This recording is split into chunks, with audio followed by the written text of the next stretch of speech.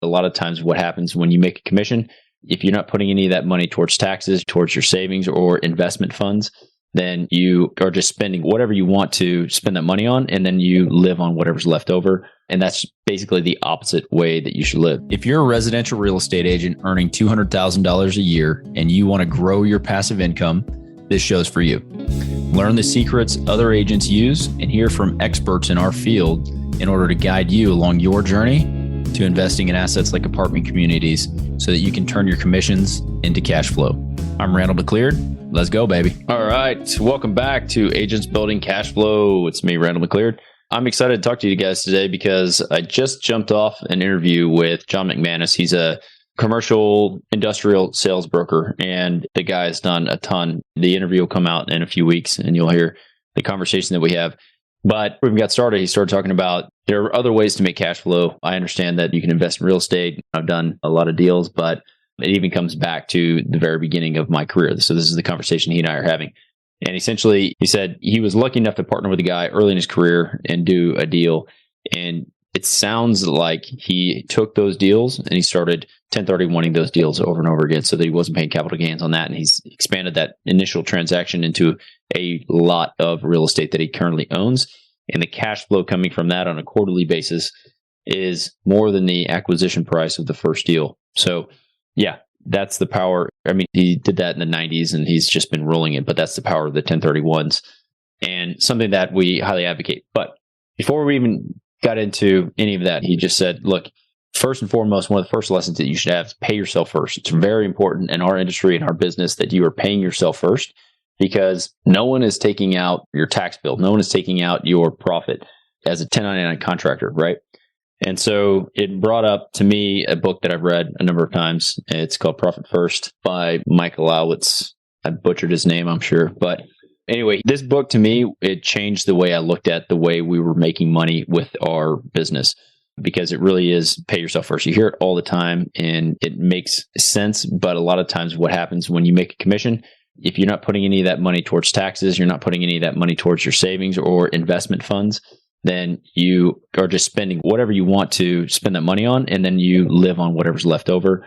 And that's basically the opposite way that you should live. So within the book, what he talks about, if you're into a step-by-step or a programmatic approach to a book where it gives you an actual process that you can follow, that's what is really good about this book. It says, the summary, I guess, would be that if you make $100,000, then you should be putting X percent, and this is for you to determine, X percent towards your savings, X percent towards your investments, your taxes, and then whatever's left over, that's the operating budget for the company, right? And this is if you're doing it within a company. We're proud to be sponsored by Ridgeline Investment Group. Ridgeline has a track record of transacting more than $53 million in assets throughout Texas. Ridgeline is currently looking to acquire 100 to 200 unit Class B multifamily communities between 5 and 20 million in San Antonio, Temple, Waco, Tyler, and other Texas secondary markets. To learn more about Ridgeline Investment Group, visit www.ridgelineig.com. It's a unique approach. Instead of at the end of the year saying, oh, I did $2 million in sales, and yet you have no cash in the bank, and not really understanding your personal financial statement, your cash flow statement, cost of goods sold, all of that until the end of the year is a huge problem. And so, yeah, it was just an interesting conversation with John, hugely successful guy, transacted over $4.5 billion worth of real estate. And that's where he took the conversation. He's just like, this is so important. It's so basic that if you're not doing it, you really need to be doing it and implement it now. So make sure that you're paying yourself first. Make sure that we talk about building cash flow. We talk about investing in all these things. But at the end of the day, if you're not sucking some money away on every single transaction that you do, then you're doing yourself a disservice, right? So yeah, that's one thing. And then again, talking to him about 1031, 1033 exchanges, reverse exchanges, all these things that I learned today. I was like, oh man, this is crazy. We just did a deal where the city took part of our property, and I didn't know about a 1033 exchange. I don't know if they still exist. I need to go and do the research now. But essentially, it's a way that you can exchange that property. You have up to a year, is how he described it, to put that capital back to work in like kind of exchange, essentially like a 1031 exchange. But it's when your property is either being condemned or eminent domain is being used. So anyway, some things to think about, something that I'm going to dig into for sure. So I wanted to highlight another book. So one thing that we have done is the 12-week year as well.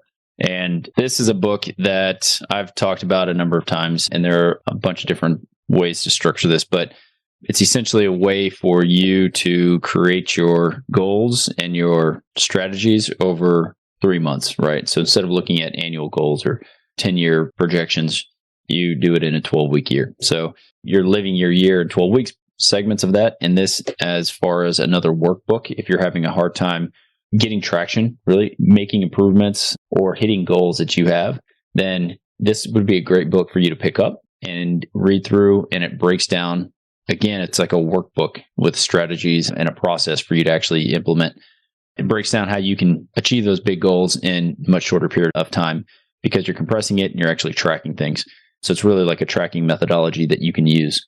So just a couple of books that came up in our conversations and some that I just had sitting on the shelf that I wanted to highlight for you guys so that you can pick them up, read them. They're pretty solid, and hopefully they will help you on multiple fronts, the financial front and also just on getting stuff done. So if you have any questions, if you want to chat, reach out to me. My contact info is in the show notes. Always good having you guys on. Until next week, have a good one. Surprisingly, most of the agents we speak with got into real estate hoping to gain passive income and become work optional. However, only 1 in 5 ever start investing. Most are simply too afraid to start. Once you get educated by listening to this show, you'll be able to overcome that fear and become the 1 in 5 who are finding financial freedom. Don't miss a single episode. If you want to stay up to date, the best way is to make sure you're subscribed. So if you haven't done that, go ahead and do it now. And we'll catch you on the next episode.